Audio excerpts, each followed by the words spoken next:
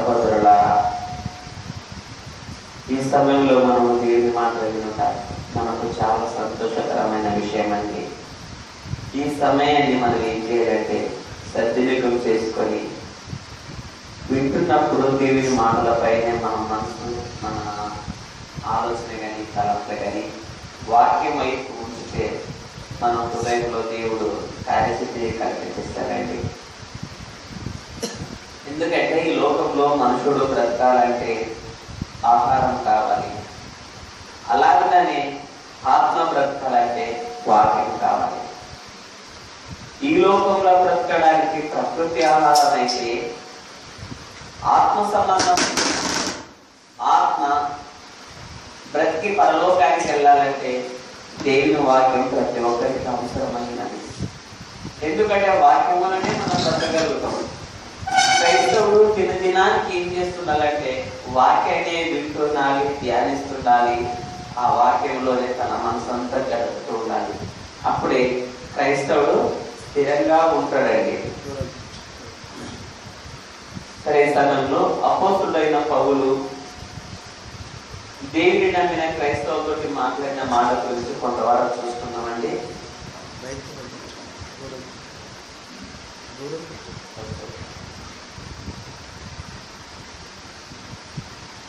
కొలసీలకు రాసిన పత్రిక, కొలసీ ప్రాంతంలో ఉన్న క్రైస్తవులతోటి మాట్లాడుతున్న మాట్లాడుతూ వారికి పత్రిక రాస్తున్నాడండి.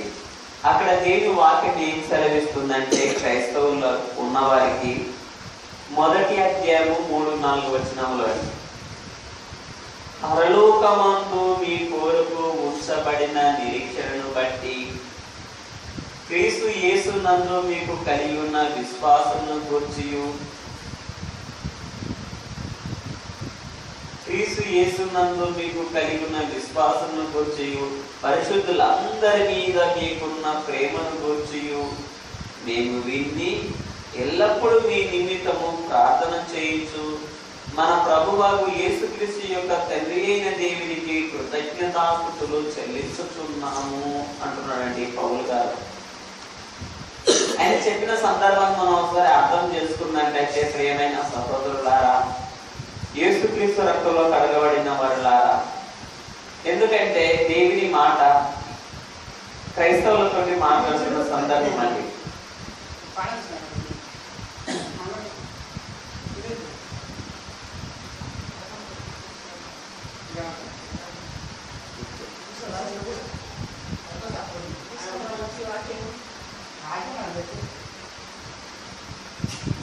ఇక్కడ చూసుకున్నట్లయితే పరలోకమందు మీ కొరకు ఉంచబడిన నిరీక్షణను బట్టి, క్రైస్తవులకు ఏముందంటే పరలోకంలో ఒక నిరీక్షణ ఉన్నది. పరలోకం ఉంది, పరలోకంలో ఒక నిరీక్షణ ఉంది. పరలోకంలో ఏముందంటే నిత్య జీవం ఉంది. ఆ నిత్య జీవం ఉందని నిరీక్షణ ఎవరికి ఉందంటే యేసుక్రీస్తు రక్తంలో కడగబడిన వారికి మాత్రమే ఉందండి. ఇక బయట వాళ్ళకి ఎవరికి లేదు.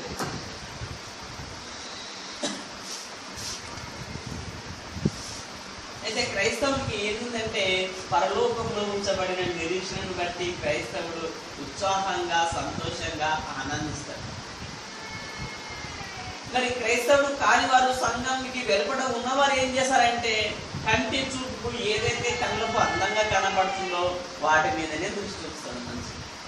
ఎందుకంటే ఎదురుగా ఉంది కదా, అర్థమవుతుందమ్మా, ఎదురుగా ఉంది కదా, కళ్ళకు కనపడుతుంది కాబట్టి అది కావాలి, ఇది నాది, అది నాది అంటే లోకాన్ని చూసి లోకంలో పడిపోయి ఇక ఈ లోకమే శాశ్వత అనుకొని లోకం యొక్క వైభవం గురించే చూస్తున్నాడు మనుషుడు. కానీ యేసుక్రీస్తు రక్తంలో కడగబడిన క్రైస్తవుడు అయితే ఏం చూస్తున్నాడంటే మనోనేత్రాలు వెలిగింపబడినవి, అంటే హృదయం తెరవబడింది.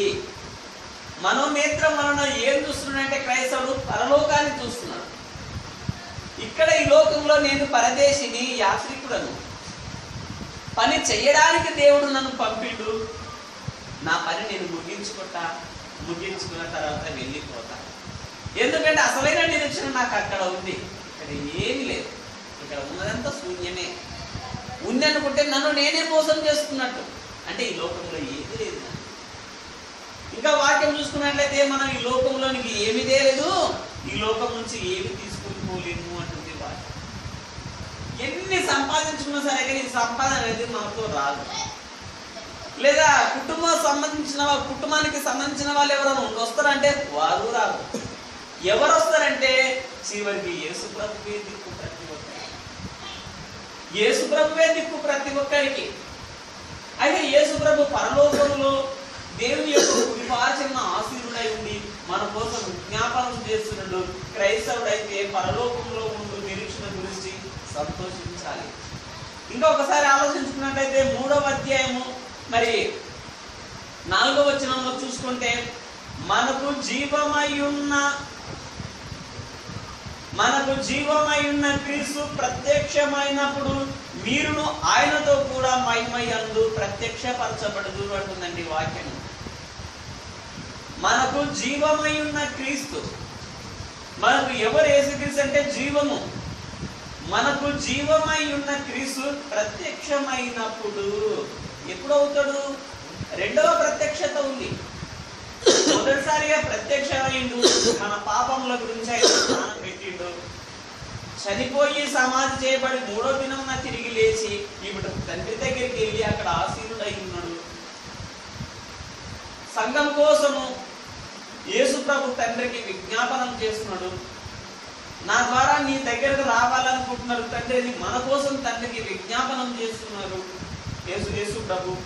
అయితే సంఘంలో ఉంటున్న ప్రతి ఒక్కరు ఆలోచించవలసింది ఏంటంటే, మనకు జీవమైన క్రీస్తు ప్రత్యక్షమైనప్పుడు, ఆ యేసు ప్రభు 2వ రాకడ వచ్చినప్పుడు మనం ఏం చేయబడతామంట? మీరును ఆయనతో కూడా మహిమయందు ప్రత్యక్షపరచబడుతుంది. మనం అప్పుడు ఇట్లా ఉంటాము. యేసు ప్రభు యొక్క 2వ రాకడలో మనం ఈ శరీరం పోయి మహిమ శరీరం ధరించుకుంటాం. యేసు ప్రభుతో పాటు సమానంగా ఉంటాం. అప్పుడు తండ్రి దగ్గరికి మనం వెళ్ళగలుగుతాం. ఆ భాగ్యం గురించి క్రైస్తవుడు ఏంటంటే నిరీక్షణ ఉంది, ఎదురు చూస్తున్నాడు. ఇంకా చూసుకున్నట్లయితే కొలసీలకు రాసిన పత్రిక, ఫిలిప్పీలకు రాసిన పత్రిక 3వ అధ్యాయము 20-21 వచనాలండి. మన పౌరస్థితి పరలోకమందున్నది. అక్కడ నుండి ప్రభు అయిన యేసుక్రీస్తు రక్షకుని నిమిత్తము కనిపెట్టుకొని ఉన్నాము. మన పౌరస్థితి ఎక్కడ ఉందంటే పరలోకంలో ఉంది. అక్కడ నుండి రానయ్యున్న మన రక్షకుడైన యేసుక్రీస్తు యొక్క ప్రత్యక్షత కోసం ఎదురు చూస్తూ ఉన్నాము. మరొకసారి చదువుతానండి. మన పౌరస్థితి పరలోకమందున్నది. అక్కడ నుండి ప్రభువైన యేసుక్రీస్తు రక్షకుని నిమిత్తము కనిపెట్టుకొని ఉన్నాము. కనిపెడుతున్నాడు క్రైస్తవుడు. కనిపెడుతున్నాడు అంటే ఆశపడుతున్నాడు, ఎదురు చూస్తున్నాడు, కనిపెడుతున్నాడు. ఒక వ్యక్తి లోకంలో ఎవరన్నా ఒక వ్యక్తి గురించి కనిపెట్టుకోవాలంటే ఏం చేస్తారు? ఏదైనా తెస్తారు అని. మేము చిన్నగా ఉన్నప్పుడు చూసుకుంటే, మా ఊర్లో మేము చిన్నగా ఉన్నాం. మా అమ్మ సంతకి వెళ్తే వచ్చేటప్పుడు మా అమ్మ నాకు పండ్లు తెస్తుంది అంటని, పిండి మొండలు తీసుకొస్తాడని మా అమ్మ గురించి ఎదురు చూసేవాడు. నేనే కాదు, నాతో పాటు పిల్లలందరూ తమ యొక్క తల్లిదండ్రుల కోసము సంతకు వస్తారంటని ఎదురు చూసేవారు నేను. ఎందుకంటే పిల్లలకి ఏముంటుందంటే ఆశ ఉంటుంది, తెస్తారు. ఒక కుటుంబంలో యజమానిని ఏదైనా కుటుంబాన్ని అవసరంతో చేస్తారంటే కుటుంబం అంతా ఎదురు చూస్తుంది. ఇదిగో వస్తున్నాడు, మా యజమానుడు వస్తున్నాడు, మా కుటుంబాన్ని భరించి మా కుటుంబం అవసరతలు తీర్చే మా యొక్క యజమానుడు వస్తున్నాడు, మాకు అవసరతలు తెస్తాడంటే ఎదురు చూస్తున్నాడు కుటుంబం ఉంటున్నప్పుడు. మరి క్రైస్తవుడు ఎందుకు చూస్తున్నాడు యేసు ప్రభువు? ఇక్కడ ఆలోచించాలండి. కనిపెట్టుకొని ఉన్నాము అంటున్నాడు. ఎందుకు? పరలోకం నుండి మన యొక్క నిరీక్షణను బట్టి. ఏంద నిరీక్షణ? ఇంకా ఎంతకాలం? ఉన్నంతకాలం, దేహంలో ఉన్నంతకాలం మన ప్రభు యొక్క 2వ రాకడ కోసం ఎదురు చూస్తూ ఉండాలి. ఎదురు చూడకపోతే బాగుండాలండి, ఎదురు చూడాలి. ఈ ఎదురు చూసేవాళ్ళు లేదా కనిపెట్టుకొని ఉండేవాళ్ళు, ఆశపడేవారు ఎవరికి ఉంటుందంటే నిరీక్షణ కలిగిన వారికి ఉంటుందండి, వేరే వాళ్ళకు ఉండదు. ఎవరికైతే ఆశ ఉంటుందో వారికి మాత్రమే బహుమానం అనేది ఉంది. ఇది నాది కాదు అది నాది అనుకుంటే దాని గురించే చూస్తాము.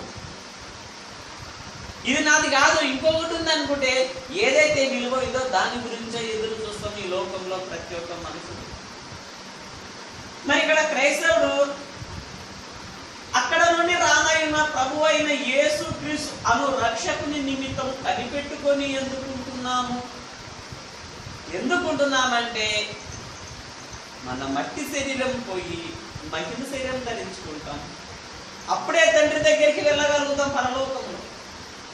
పరలోకానికి వెళ్ళాలంటే మహిమ శరీరం కావాలి. ఈ శరీరం సరిపోదు. ఈ శరీరం భూలోకానికి మాత్రమే పరిమితము. ఈ శరీరం భూలోకానికే పరిమితం. అయితే పరలోకానికి వెళ్ళాలంటే మహిమ శరీరం కావాలి. 2వ కొరింథీయులకు రాసిన పత్రిక 5వ అధ్యాయము 1వ వచనం. 5 1వ వచనము. భూమి మీద మన గుడారమైన ఈ నివాసము శిథిలమైపోయినను చేతి పని కాక దేవుని చేత కట్టబడిననియు నిత్యమైనదినైన నివాసము పరలోకమందు మనకున్నదని ఎరుగుదుము అంటున్నాడు. భూమి మీద మన గుడారమైన ఈ నివాసం అంటే ఈ దేహము శిథిలమైపోయినను చేతి పని కాక దేవుని చేత కట్టబడినది నిత్యమైనదినైన నివాసము పరలోకమందు మనకున్నదని ఎరుగుదుము. ఎందుకంటే పరలోకంలో ఉన్న ఆయన యొక్క మహిమ శరీరం యేసు ప్రభు 2వ రాకడ వచ్చినప్పుడు మనకు తెస్తాడు. అది మనం ధరించుకుంటాము. అందుకోసం కనిపెట్టుకొని ఆశపడుతూ ఉండాలి. అది ఎప్పుడు జరుగుతుందంటే యేసు ప్రభు యొక్క 2వ రాకడలోనే జరుగుతుందండి. యేసు ప్రభు యొక్క 2వ రాకడలో జరుగుతుంది. ఇంకా చూసుకున్నట్లయితే మన పౌరస్థితి పరలోకమందుంది. అక్కడ నుండి ప్రభు అయిన యేసుక్రీస్తును రక్షకుని నిమిత్తం కనిపెట్టుకొని ఉన్నాము. సమస్తమును తనకు లోపరుచుకొనజల్లిన శక్తిని బట్టి ఆయన మన దీన శరీరము తన మహిమగల శరీరమునకు సమరూపము గలదానిగా మార్చును. యేసు ప్రభు 2వ రాకడ వచ్చినప్పుడు మన దీన శరీరము తీసేసి మహిమ శరీరాన్ని ఇస్తాడు. అప్పుడు యేసు ప్రభుతో పాటు సమానంగా ఉంటుంది. ఎక్కువ తక్కువ అనేది ఉండదు, సమానం. ఇప్పుడు దీన శరీరం ఉంది, తక్కువ. యేసు ప్రభు వచ్చినప్పుడు మహిమ శరీరం వస్తుంది, యేసు ప్రభుతో పాటు సమానం. అప్పుడు ఏం చేయబడతామంటే తండ్రి దగ్గరికి మనం వెళ్ళగలుగుతాం. ఆ తండ్రే దేవాది దేవుడు. ఆ కన్న తండ్రి నా పిల్లలు నాకు కావాలంటని మనం పుట్టక మునిపే మనకు ఆయనకు ఒక కోరిక. ఆ కోరిక ప్రకారంగా మనం లోకానికి పంపించాడు.